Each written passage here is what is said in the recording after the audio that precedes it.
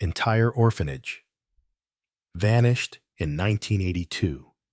30 years later, a hidden room shocked investigators. If you ever drive past an abandoned building at night and feel the hair rise on your arms, it's because walls remember. Brick and wood don't forget. They keep the laughter, the arguments, the footsteps of everyone who's ever passed through. And sometimes they keep the sound of the moment when everything went wrong. For 30 years, St. Catherine's Home for Children sat on the edge of St. Hollow, West Virginia, empty but not silent. The wind could rattle those warped old windows, but anyone who stopped on that cracked front sidewalk would swear they heard something else, a muffled murmur from deep inside. Like a place still trying to speak, even when no one wanted to listen. This is the story of the night 127 children and the 18 adults who cared for them simply disappeared, and how one woman who had been there as a child came back 3 decades later to find out where they went. If you think you're ready for the answer, stay with me, because once you hear what she found, you'll understand why this story had to be buried for so long. It was December of 1982, a week before Christmas. The little mountain town of St. Hollow had already put up its holiday lights. Strings of colored bulbs zigzagged across Main Street, and a giant pine tree in the town square sparkled in the cold. Snow had fallen 2 days earlier and was now pressed into gray slush along the sidewalks. St. Catherine's home, sitting on the hill just beyond the edge of town, glowed with warm yellow light in every window. Inside, the air smelled of pine wreaths and cinnamon from the kitchen. For most of the children, this was as close to a real home as they had ever known. There were hand-me-down sweaters, homemade decorations taped to the walls, and a battered old record player spinning Christmas carols just slightly off-key. 7-year-old Claire Whitmore had been at St. Catherine's for almost a year. She wasn't the kind of child who asked a lot of questions. She had learned early that questions usually made adults sigh or turn away. But that night, she noticed things she couldn't quite explain. One of the older boys whispered to another in the hallway, eyes darting toward the office door. A staff member, Sister Agnes, kept glancing at her watch like she was waiting for something. And just after dinner, a strange, mechanical hum began somewhere in the building. Not loud, but constant, just at the edge of hearing. The hum was still there when the alarm went off. It wasn't the fire alarm they used for drills. This one was lower, almost a foghorn sound, long blasts that seemed to vibrate in Claire's chest. Children stopped in the hallway. A little girl in pigtails began to cry. Then one of the staff, a tall man in a brown coat, started shouting for everyone to go to the assembly hall. "Now! Hurry!" His voice was firm, but not panicked, and that made it worse, like he'd practiced it. The hall filled quickly. Claire remembered the way the overhead lights seemed brighter than usual, and how Sister Agnes kept moving from one group of children to another, whispering, checking faces. Then, just as suddenly as it began, the noise stopped. There was no smoke, no smell of burning. No one mentioned fire. The doors to the hall closed, and the sound of heavy locks echoed in the silence. That's when Claire felt a hand slip into hers. She looked up into the face of a woman she didn't know. She wasn't one of the regular staff. She had sharp, intelligent eyes, but her expression was unreadable. Without a word, The woman tugged Claire toward the side door. Claire glanced back, expecting Sister Agnes to notice, to call out, but the nun's back was turned. The woman led her down a dark corridor to a narrow exit at the side of the building. They stepped out into the winter air, and Claire's breath turned to mist instantly. The snow crunched under their feet as they made their way to the gate at the edge of the property. And that was when Claire realized something that would haunt her for decades. She couldn't hear anything behind them. No footsteps, no voices, no children. The woman put her into the back seat of an old sedan parked just beyond the fence. The engine was already running. Claire turned to look at the orphanage, but the windows were dark now, every single one. By the time the car pulled away, the building looked like it had been empty for years. The next morning, she was told she would be living with a foster family in another county. No one explained why she had left in the middle of the night, or why she couldn't go back to say goodbye. Within weeks, the memories of St. Catherine's blurred into something she tried not to think about. And like the rest of the town, she learned to live without asking questions about that night. 30 years later, Claire was no longer that quiet little girl. She had become a county investigator with a reputation for being thorough, relentless, and unwilling to accept easy answers.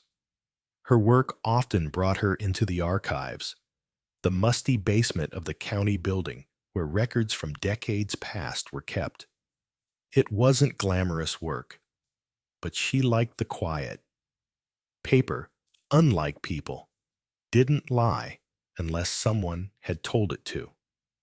On a gray afternoon in November, she was down there sorting boxes for digital scanning. She pulled a stack of property tax ledgers toward her, and something thin and out of place slipped to the floor. It was a manila file, yellowed with age. The label in faded ink read, St. Catherine's, 1982. The sight of those words hit her like a physical blow. She knelt to pick it up, her fingers trembling before she even opened it. Inside was a typed list. Names, ages, admission dates, 127 children, 18 staff members. In the column marked Current Location, every space was blank. At the bottom of the last page, in neat block letters, someone had typed, All relocated, details on file. But there was no second file. Claire sat back in the rickety wooden chair, the paper whispering in her hands. 30 years of silence pressed in around her. She had told herself she didn't remember much from that night, but now the images came rushing back. The sound of that strange alarm, the locked doors, the cold hand pulling her into the dark. Her chest tightened. She had spent her whole career chasing other people's stories, but this one was hers, and it had never been told. She flipped the page, looking for any hint of where they had gone, but there was nothing. No forwarding addresses, no adoption records, no transfer to another facility, just absence. In her experience, when official paperwork had holes this big, it wasn't an oversight, it was a choice. Someone had made these people disappear on paper long before they disappeared in real life. She closed her eyes and pictured the building as she had last seen it, lit from within like a lantern on a snowy hill. She wondered how many of those children had thought they were going somewhere safe that night. How many of them had held hands in the dark, waiting for an explanation that never came, and how many of them were even still alive. Her pulse was steady now, her breathing slow. She knew the feeling well. This was the moment in an investigation when something personal tipped the scales. She would find out what happened, not just because it was her job, but because she owed it to the 7-year-old who had walked away from that hill without looking back. The fluorescent light above her flickered. Somewhere in the building, a door slammed. The sound startled her enough to snap the file shut. She tucked it under her arm, already planning her next step. The records room was only the beginning. She would need to see the building itself. Even after all these years, it was still standing. And if walls remember, then maybe St. Catherine's was ready to talk. If you've ever had a question in your life that refused to stay buried, if you've ever felt that gnawing need to pull at a loose thread, no matter what it might unravel, then you already know why Claire couldn't just walk away. What she was about to uncover would not only change what she thought she knew about her own past, it would force an entire town to face the truth about what really happened on that cold December night in 1982. And the first step toward that truth was to go back to the place where it all began. The county records basement was never meant to be comfortable. It was a place of forgotten things, a climate-controlled tomb for paper. The walls were bare concrete, painted once in a shade of pale green that had faded into something the color of old chewing gum. Metal shelving stretched in every direction, the air thick with the dry, papery scent of old files. Fluorescent bulbs hummed overhead, some flickering, casting jittery shadows that made the place feel less like an office and more like the backstage of a ghost story. Claire had spent enough time down here to know where everything was supposed to be. The shelving was labeled by year and subject, property tax ledgers on one wall, court dockets on another, and stacks of yellowing manila folders on long steel tables awaiting digitization. Her task today was mindless. Box up the oldest files for scanning and shred the duplicates. But her mind kept drifting back to the file she'd found yesterday, the one labeled St. Catherine's, 1982. She hadn't been able to stop thinking about it. The list of names with nothing in the current location column. The phrase, all relocated, details on file, without any file to back it up. And that faint ache in her chest when she realized most of those names belonged to faces she could almost remember. Voices from the halls of a place she'd convinced herself she'd forgotten. Today, she was determined to dig deeper. She started at the filing cabinet marked 1982, Public Safety. These drawers should have contained police incident reports, emergency services logs, and correspondence with state agencies. If the orphanage evacuation had been official, there would be something here. Pages of procedural paperwork, fire marshal statements, transfer orders, even invoices for the buses or vans. But the drawers were nearly empty. The first was filled with old noise complaint forms from a summer street festival. The second contained only a few incident reports about petty thefts and one dog bite case. The third was bare. Just a scattering of dead bugs and a faint outline where paper had once been stacked. It was as though someone had scooped out the entire year's worth of public safety records and left only filler. Claire pulled open another drawer. 1982, Health and Welfare. It, too, was hollowed out. There were no hospital intake logs for December, no records of injuries, no notation of children being admitted anywhere. Even in small towns, kids break arms, catch the flu, wind up in ERs. But for December of 1982 in St. Hollow, there was nothing. A blank month in the county's medical history. She leaned against the cold metal cabinet, the weight of it settling in. This wasn't a clerical oversight. This was deliberate. Claire's hand drifted to the file in her satchel, the one she'd taken yesterday.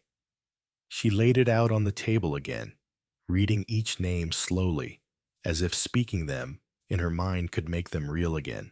She stopped halfway down the list when she spotted one she recognized, Emma Coyle. Emma had been 2 years older, a wiry girl with a mess of red hair who used to sneak extra rolls from the kitchen for Claire when she was new and shy. Claire traced her finger across the page to Emma's current location entry, still blank. A sound broke the silence, the creak of the heavy basement door opening at the top of the stairs. Footsteps echoed down, slow and deliberate. She straightened, every sense suddenly sharper. It was only Howard, the building custodian, carrying his usual thermos of coffee and a plastic container of leftovers. "Thought I'd see if you were still down here," he said, setting his lunch on a shelf. "Nobody else likes spending this much time in the archives." Claire smiled faintly. "It's quiet, and quiet is good when you're looking for ghosts." Howard chuckled, but she could see in his eyes he was curious. "What kind of ghosts?" She hesitated. This was the part where you decided how much to say and to whom. In small towns, information was currency, and rumors traveled faster than truth. "Old ones," she said finally, "ones people think are better left alone." Howard studied her for a moment, then nodded as if he understood more than he let on. "Careful, Whitmore. Some things in this town got put away for a reason." When he left, she opened the last drawer she hadn't checked yet. 1982. Special Projects. Inside was a single sheet of paper, folded twice. She unfolded it carefully, typed in the center of the page, in bold, "Do not forward, do not file." Beneath that, in blue pen, "Per Chief Keene. All inquiries regarding St. Catherine's to be closed immediately. No state report. No further action." There it was. Not even an attempt at subtlety. A direct order to bury the incident, and signed by Thomas Keene, the same man whose name she'd seen on the sheriff's office wall in old photographs. Broad-shouldered, smiling in a starched uniform, shaking hands with governors and senators. Claire read the note again, slower this time, feeling the heat rise in her chest. She'd spent her life believing the system could be trusted if you just followed the rules and dug hard enough for answers. But this wasn't a gap in the record.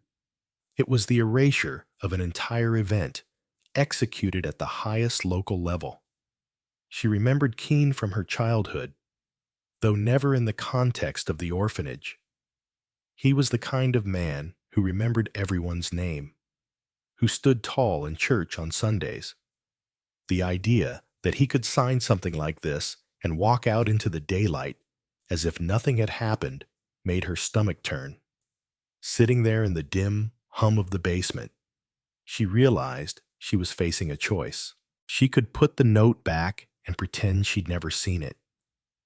Or she could accept that she was now chasing a story powerful people had worked very hard to bury for 3 decades. Her phone buzzed on the table, breaking her thoughts.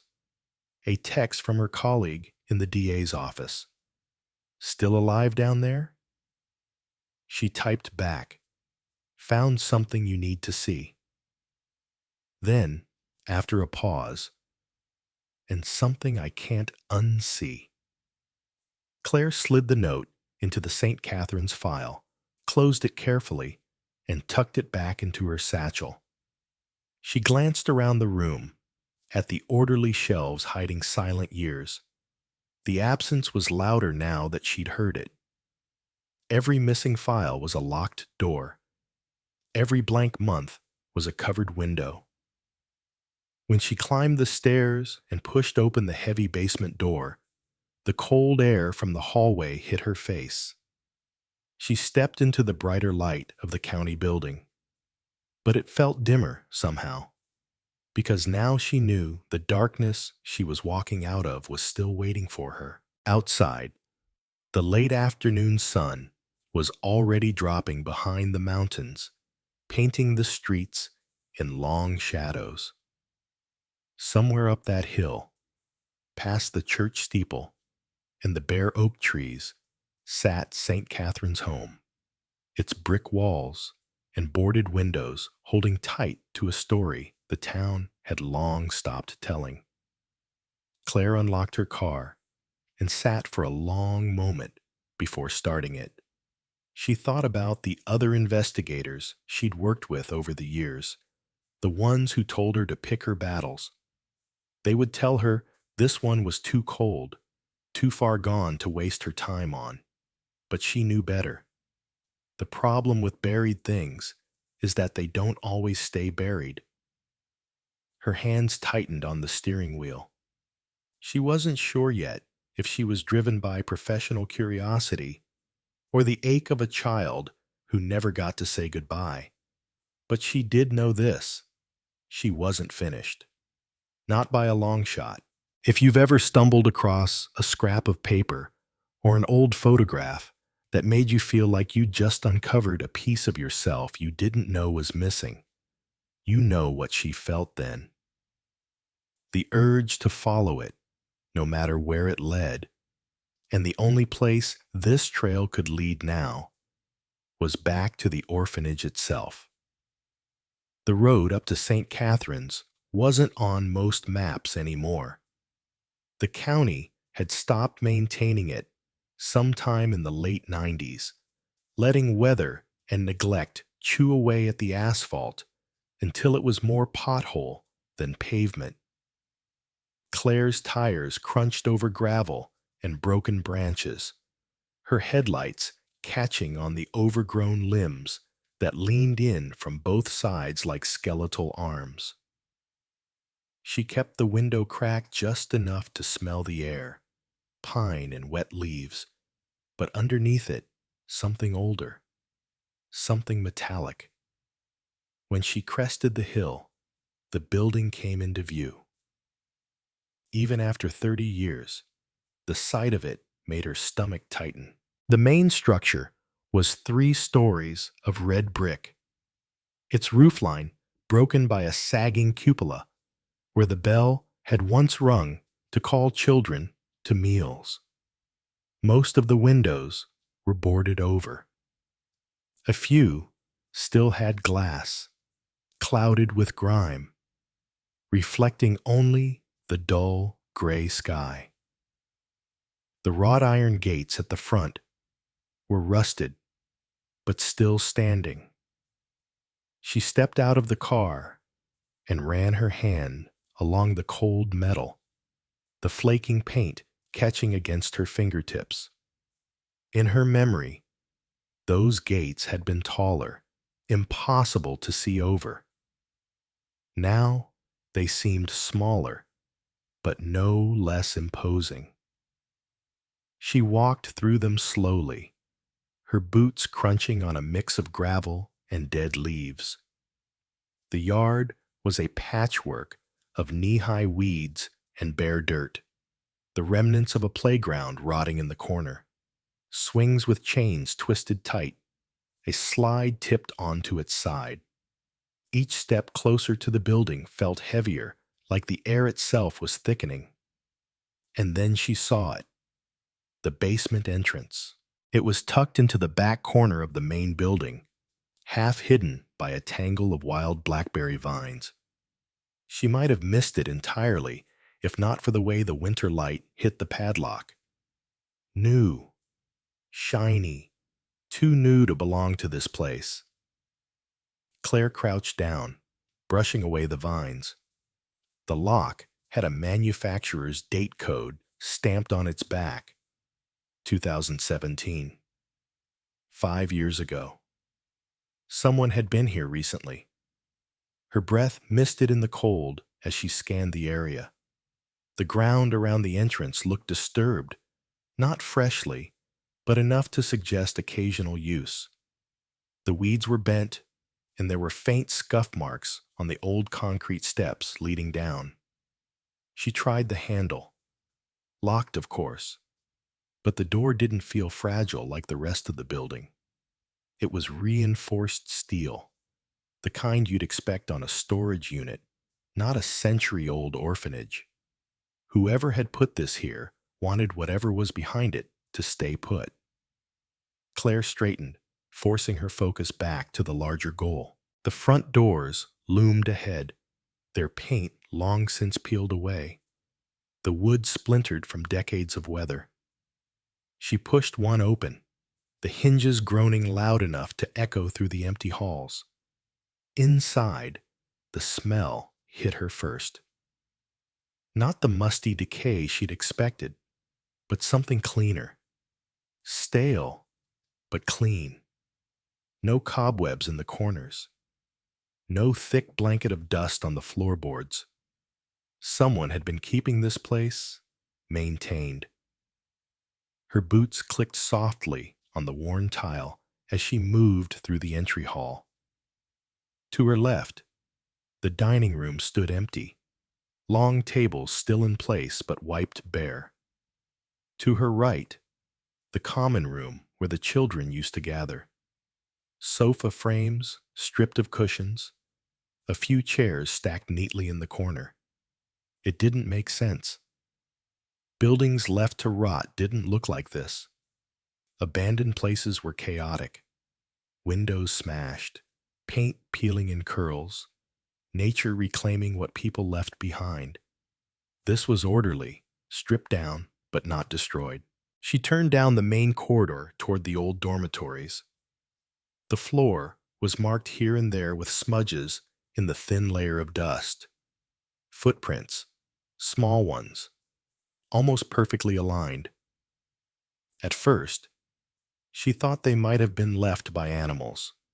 But no, these were too deliberate. Child-sized shoes. The air felt heavier now.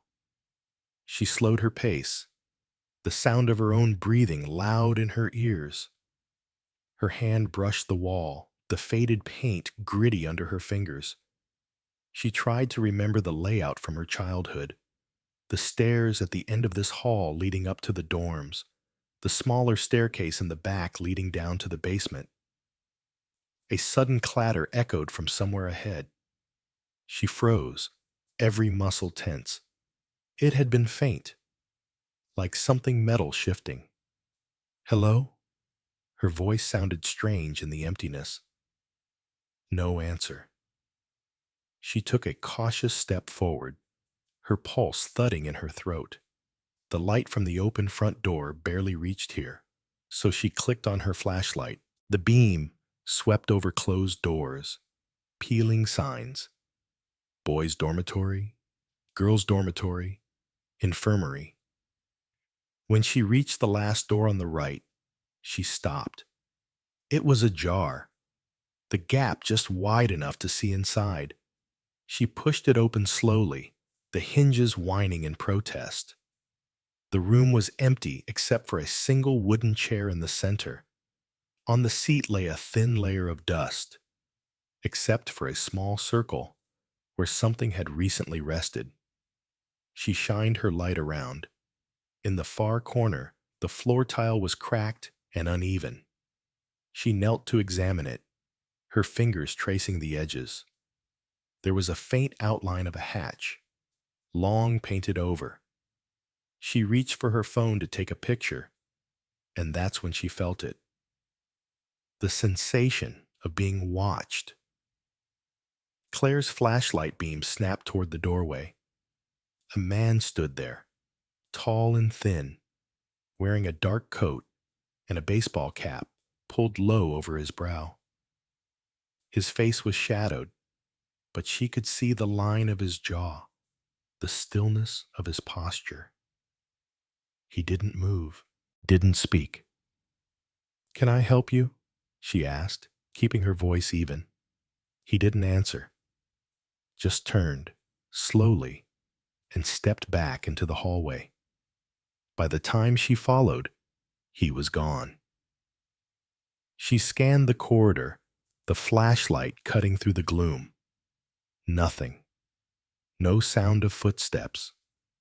No door swinging shut. He had vanished as silently as he'd appeared. Her pulse was still racing when she returned to the front of the building. She paused in the doorway, looking back into the dim hall. She could feel it now. The same cold prickle on the back of her neck she'd felt as a child. Only this time, she wasn't being let out. She was being kept in. She knew she'd have to come back with tools, with someone who could get that basement door open. But she also knew something else now. This building wasn't abandoned. Not really. And if someone was still here, guarding that lock, then whatever lay behind it was more than just a relic of the past. It was a secret someone had been protecting for decades. If you think that kind of secret is just about dust and old memories, you're about to find out what it costs to keep a door closed for 30 years. The locksmith didn't ask questions. Claire had hired him through a contact who specialized in no paperwork jobs, someone who didn't care what a lock was keeping shut, or why a client didn't want to involve the owner. They met at dawn behind the orphanage's rear lot, where the trees pressed in close and the frost still clung to the grass in pale, glittering webs. The world was quiet in that early hour, the kind of cold silence that feels almost fragile, as though even sound might shatter it. The man was in his late 50s, with a wind-reddened face, a flattened nose that suggested it had been broken more than once, and a toolbox he handled like a part of his own body. His jacket smelled faintly of cigarette smoke, and his eyes scanned the steel door with an appraising calm. He ran his fingers over the padlock, turning it gently, as though greeting an old adversary. "New hardware," he muttered, after less than a minute. "Whoever put this on knew what they were doing. That's not a cheap lock." "Can you get it open?" Claire kept her voice low, not because she feared waking anyone. This place hadn't officially housed anyone in 30 years, but because the morning felt like it belonged to whispers. He gave a small grin, showing teeth the color of coffee-stained paper. "Everything opens if you've got the right touch. Question is, how fast you need it." Her gaze flicked toward the line of trees about 50 yards away. Even from here, she could imagine someone standing just beyond the branches, watching. "Fast enough that no one sees us." He went to work without another word. The cold air seemed to amplify every sound, the scrape of picks against metal, the faint click of tumblers shifting, the soft muttered curses under his breath. The world outside the circle of her awareness faded. Claire found herself scanning the horizon in slow, deliberate sweeps, her heart tightening every time the wind stirred the undergrowth. It took just under 4 minutes. A soft click, and the locksmith stepped back. "You didn't get this from me," he said, already turning toward his truck. Claire pulled the door open, and the first breath of air from inside struck her like a memory she didn't want. It was stale, but not in the soft, dusty way of an attic. This was sharper, metallic, almost antiseptic, like the ghosts of chemicals long evaporated. A narrow staircase dropped into darkness. The wood groaned under her boots as she descended, each step flexing just enough to make her wonder if it would hold. Her flashlight's beam slid over corrugated metal walls instead of the rough stone she'd expected. This wasn't the unfinished basement of a 1920s brick building. It looked retrofitted. At the bottom was another door, steel, unblemished, its paint unchipped despite the years. The knob turned easily, and the hinges gave a low, aching groan as it swung inward. The flashlight caught the glint of metal first.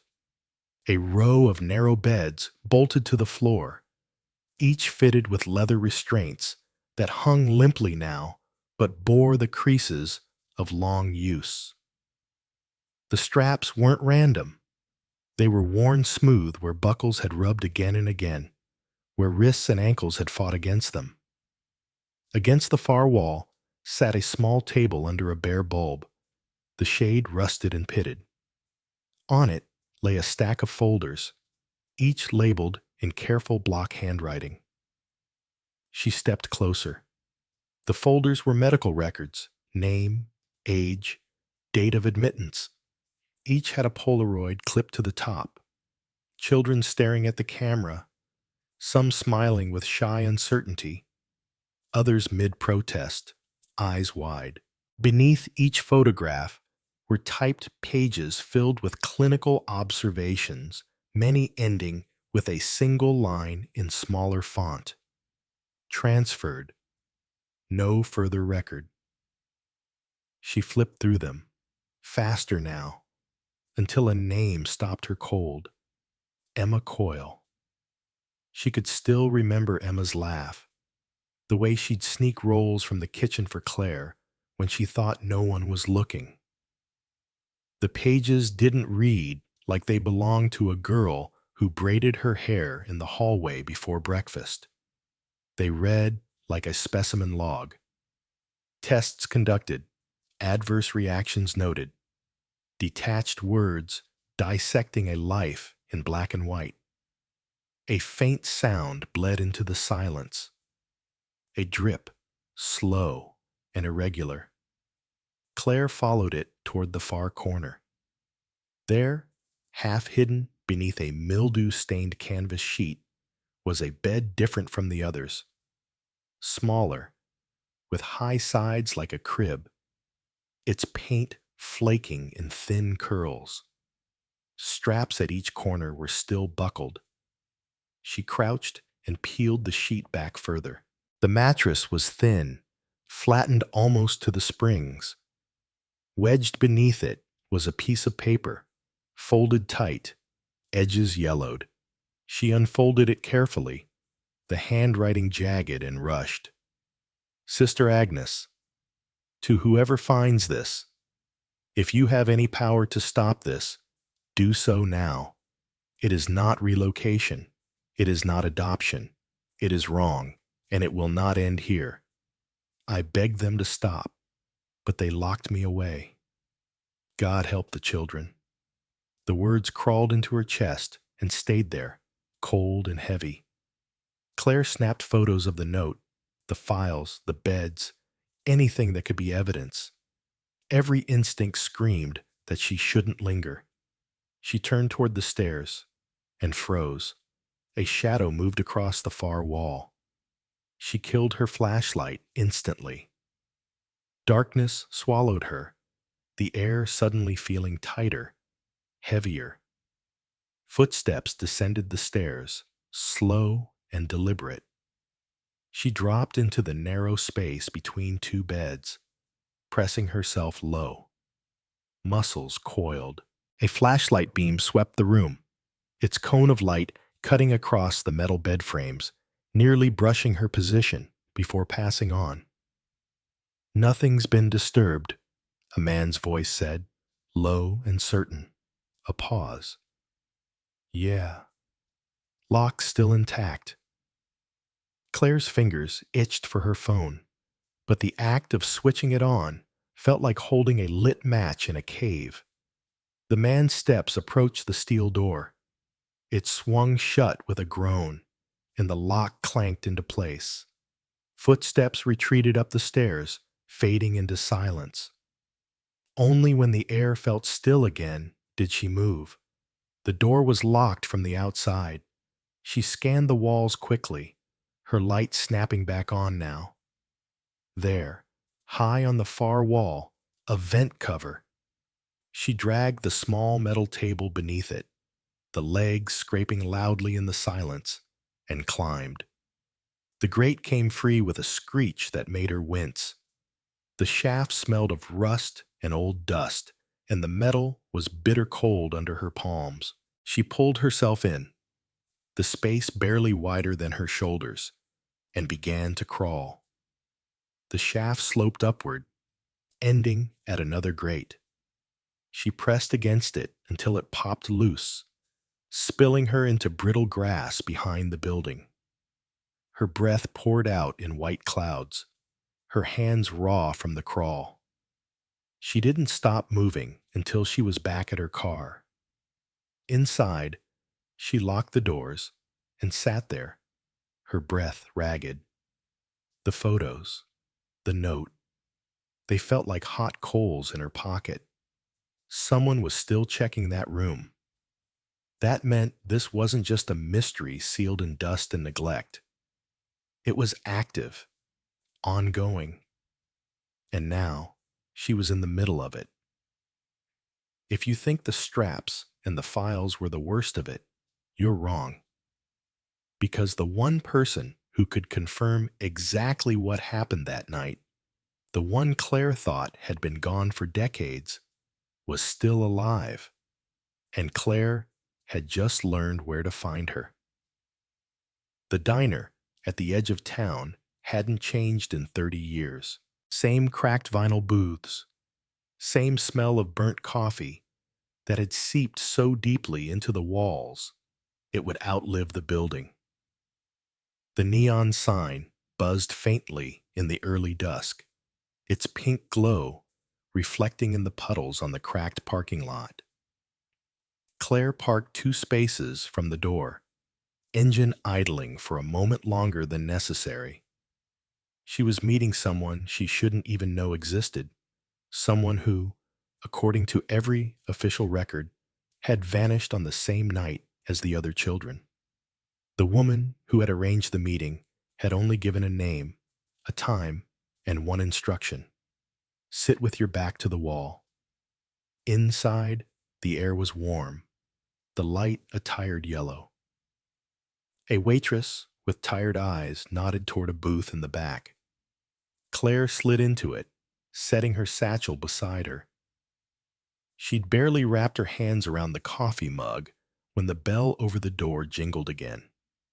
A woman stepped inside, small-framed, but carrying herself with a presence that filled the space. Her hair was silver, pulled into a low braid. Her coat was heavy wool, buttoned to the throat despite the mild evening. She scanned the room, one eye sharp and assessing, before walking straight toward Claire's booth. "You're Whitmore," she said, not asked, but stated, as if confirming an ID. "And you're Margaret," the woman said quickly, sliding into the seat opposite. "That's not my real name, but it's the one I've used the longest." Up close, her face was a map of deep lines, not all of them from age. There was an alertness in her eyes, the kind of wariness people develop when they've spent a lifetime looking over their shoulder. "I need to know what happened the night the orphanage emptied," Claire said. Margaret didn't answer right away. She opened the menu, scanned it without interest, and set it aside. When the waitress came, she ordered only tea. When they were alone again, she leaned forward. "You've already been inside, haven't you?" Claire's fingers tightened around her mug. "The basement and the room." "Yes." Margaret exhaled slowly, as if confirming something to herself. Then you already know most of it. You've seen the beds, the files, the straps, but you don't know why. I know there was no evacuation, Claire said. I know they weren't sent to new homes. No, Margaret said flatly. They were moved all right, but not to families. She took a long sip of her tea, her gaze distant. I was 16. Old enough to work in the laundry, in the kitchen. Old enough to notice things. The testing started that summer. Strange men in white coats who weren't priests or nuns. They'd line up the younger ones in the infirmary. Questions, lights in the eyes, needles in the arm. At first, they told us it was for our health. Then children started disappearing for days at a time, coming back quieter, thinner. Claire's stomach tightened. And no one stopped it? Margaret gave a humorless smile. Some tried. Sister Agnes tried. You found her note, didn't you? Claire nodded. They locked her in the attic until the night of the transfer, Margaret said. That night, they woke us after lights out, told us we were leaving because of a gas leak. We were split into groups. My group went into the basement, but I'd worked there. I knew there was no gas main anywhere near, and the smell? She shuddered. It wasn't gas. It was chemical. Something sharp enough to make your eyes burn. Claire leaned forward. How did you get out? I didn't. Not at first. They loaded us into the back of a truck. No windows, just metal walls and the sound of the tires on the road. I counted turns, trying to map it in my head, but after a while, I passed out. When I woke up, we were somewhere underground. Not the orphanage, not a hospital, a facility. Her voice faltered on the word. They separated us. I never saw Emma or the others again. Claire's mind snagged on that. What happened in the facility? Margaret looked at her for a long moment, as if measuring how much to say. Experiments. Not just medical. They tested what they could make children do under pressure. Endurance, obedience, isolation. We were numbers there, not names. And if someone failed a test, they didn't come back. The words settled between them like ice water. After 3 months, I was moved again, Margaret continued. A smaller facility, less supervision. I realized they were sorting us, some for long-term study, others for disposal. She swallowed hard.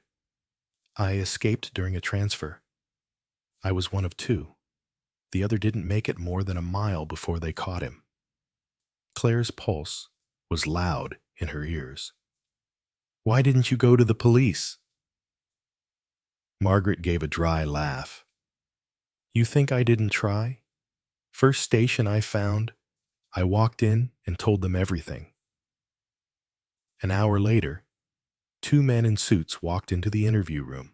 They smiled, thanked me for coming in, and escorted me out the back door. I never saw the officer who took my statement again. Her eyes hardened. That was the night I understood. It wasn't just the orphanage. It was bigger, and it reached into every office that might have helped us.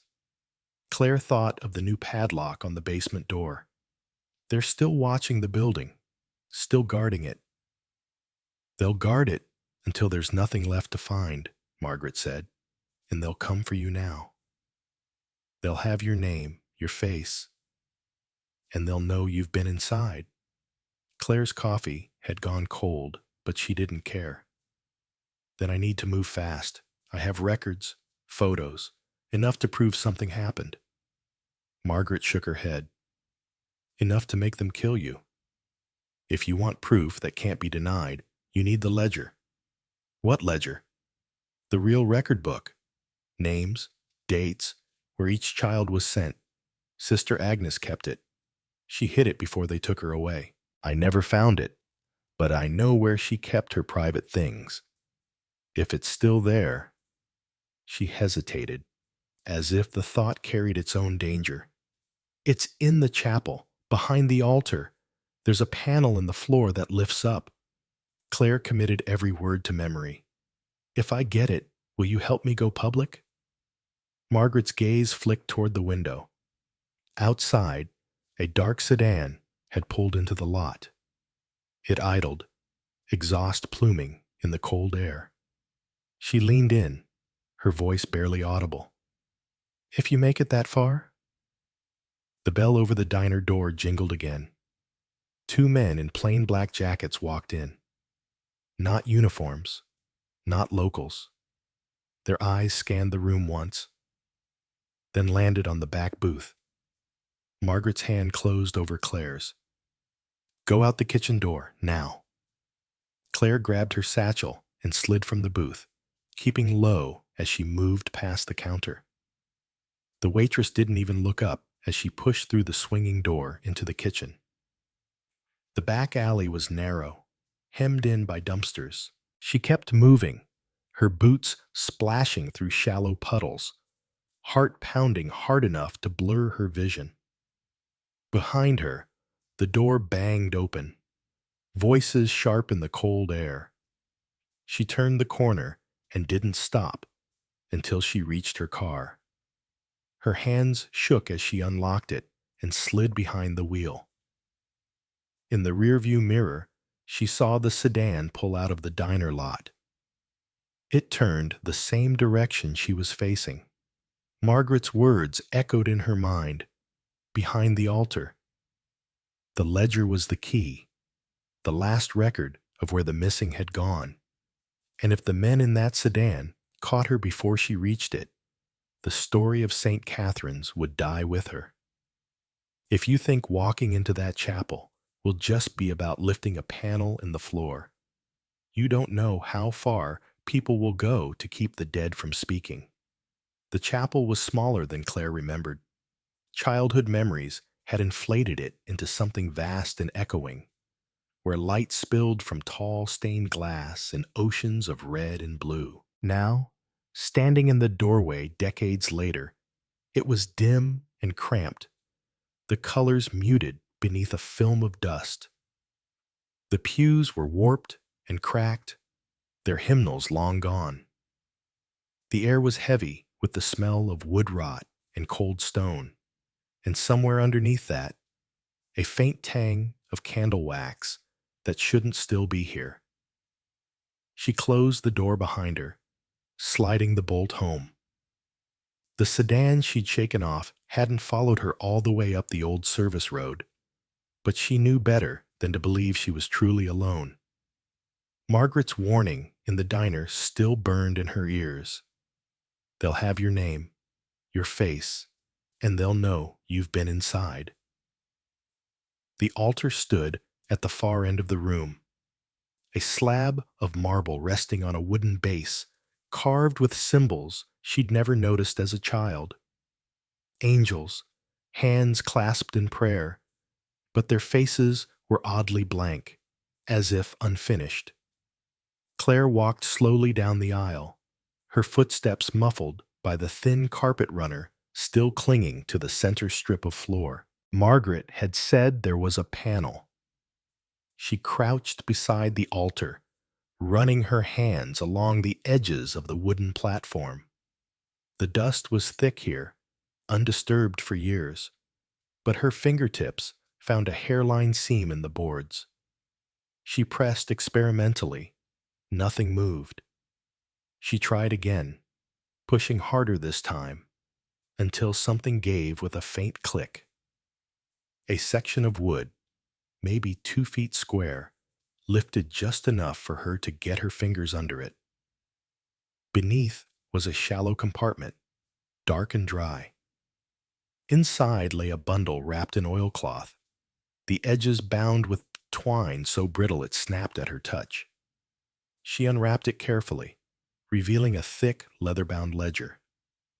The cover was scuffed, the leather cracked with age, but when she opened it, the pages inside were perfectly preserved. Columns of names written in the steady hand of Sister Agnes. Each entry carried a date, a child's name, age, and then, in a final column, a destination. Some were listed as Hospital East Wing or Research Unit B. Others had only numbers. Many had no destination at all, just a dash, the space left blank like an unmarked grave. Claire's throat tightened as she turned the pages. Emma Coyle, Jacob Hines, Rosalie Clark. Names she knew. Faces she could still see in her mind's eye, staring back from across the dining hall or the playground. She took photos of every page, moving quickly but deliberately. A sound broke the stillness. The bolt on the chapel door scraped slowly, as though someone were testing it. Claire froze, her hands still on the ledger. The bolt held, for now. But footsteps followed, circling the building, pausing at the side windows. She slid the ledger back into the oilcloth and tucked it under her coat. Her satchel felt suddenly inadequate, too flimsy to protect something that could blow the story of St. Catherine's wide open. The footsteps stopped. Silence. Claire's instincts screamed. She slipped around the side of the altar and crouched low, peering toward the windows. A shadow passed over the colored glass, stretching long across the far wall. Then another. 2 men. A faint rattle came from the rear of the chapel, where a side door led to the sacristy. She moved quickly, keeping low, and tried the door. It opened silently into a narrow corridor lined with cabinets that still smelled faintly of incense. She slipped inside and closed it behind her, the muted slam of the main chapel door reaching her a second later. They were in. Her breath came fast as she scanned the small room. At the far end, a set of stone steps led down. She took them 2 at a time, the darkness swallowing her until she found herself in a cramped storage cellar beneath the chapel. It was colder here, the air damp enough to bead on her skin. She switched on her flashlight, the beam slicing through the gloom to reveal stacks of folding chairs, boxes of yellowed linens, and a single, narrow window high on the wall, its glass frosted with decades of grime. It was barely big enough for her shoulders, but it was an exit. She dragged a chair under it, climbed, and pushed against the glass. It held for a moment, then gave with a brittle crack. The shards fell outward into the weeds. Claire hauled herself through, the edges scraping her coat, and tumbled into the dead grass outside. She didn't look back. She ran for the tree line, her breath clouding in the cold, her boots tearing through the undergrowth. Behind her, voices shouted, sharp, angry. The forest closed around her, the trees bare and skeletal. The light was fading fast, the gray of late afternoon giving way to a deep blue dusk. She picked a direction and kept moving, putting as much distance between herself and the chapel as possible. When she finally reached the old road where she'd left her car, she slowed, listening. No engine, no crunch of boots on gravel. She slid behind the wheel and started the engine, the sound absurdly loud in the quiet. The drive back into town was a blur. She didn't stop until she was parked in front of the county library, the lights glowing warm against the encroaching night. Inside, she found a corner table and spread the ledger out under the soft yellow lamp.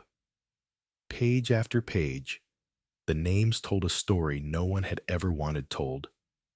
Not just the children. There were staff listed too. Nurses, cooks, orderlies, each with a date and a final note. Some ended with relocated, others with terminated. And the destinations? Many were tied to facilities she'd never heard of. A quick search on her laptop showed no public records for most of them, but two names stood out. Sites in other states where, according to the ledger, groups of children from St. Catherine's had been sent in the years before 1982. One in Virginia, one in Ohio, both connected to Unit 17, a designation that appeared again and again in the margins. Claire sat back, the hum of the library's heating system the only sound. This wasn't just about St. Catherine's. This was a network, a pipeline, and if Margaret was right, it hadn't stopped. She copied the photos onto two separate flash drives, one for her, one to hide. The ledger itself went into her satchel, wrapped in a sweater for protection. The librarian announced they were closing in 15 minutes. Claire packed up and stepped out into the cold night. Her breath caught when she saw it, parked across the street, under the flickering glow of a streetlight, was the same dark sedan from the diner. It didn't move. She turned right instead of heading for her car, walking quickly down the block, ducking into the narrow alley behind the hardware store. From there, she cut across two lots and came out on the next street over, where her car sat alone under a bare-limbed oak. She unlocked it, slid inside, and was halfway out of town before she checked the mirror again. The sedan was gone. At the next stoplight, she pulled out her phone and called Margaret. The line clicked, then went straight to a mechanical voice. The number you have dialed is no longer in service. Claire gripped the wheel tighter. Margaret had known this could happen. Maybe she was on the run again. Maybe she'd been taken. But the ledger was safe, for now, and with it, the proof that 127 children hadn't just vanished one night in 1982. They'd been moved, processed, and erased from the public record. The light turned green. Claire pressed the accelerator. Somewhere in Virginia and Ohio, there might be survivors. And if there were, they could tell the rest of the story. She knew one thing as the dark road unspooled ahead of her. Whatever had started in the basement of St. Catherine's hadn't ended in 1982. And as long as she had breath left in her body, she wasn't going to let it end without the truth coming out. Because the dead were still waiting to be heard. And now she had their names. If this story made your heart race, remember, this wasn't just fiction. Places like St. Catherine's existed, and some say they still do. What would you do if you stumbled on a secret like this? Leave your thoughts in the comments. And if you want the truth behind more forgotten cold cases, make sure to subscribe, turn on notifications, and share this video with someone who needs to hear it. Because some stories don't fade unless we let them.